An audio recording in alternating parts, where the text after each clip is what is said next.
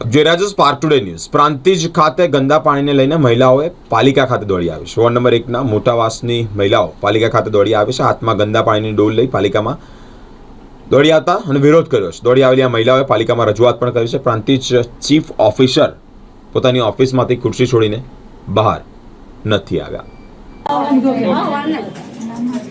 અમે બધી મહિલાઓ નગરપાલિકામાં આવી છીએ પાણીની કમ્પ્લેન્ટ નોંધ કરવા માટે, પણ कोई साहेब हरखो जवाब आपता नहीं અને किसी का लाइन टूटी जी तो हंदई जा આવી લાઈન તો 2 વર્ષથી ખુલ્લી જ છે અને ગંદુ પાણી આવે છે। અમારે એ પાણી કેમ કરીને પીવાનું?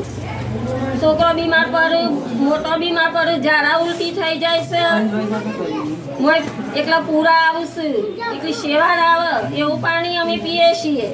અને પોલીસ સ્ટેશન પાણી ભરવા જઈએ તો એ પાણી નહીં ભરવા દેતા, તો તમે નગરપાલિકાવાળા પાસે જો, નગરપાલિકામાં આવીએ તો કોઈ જવાબ મળતો જ નહીં।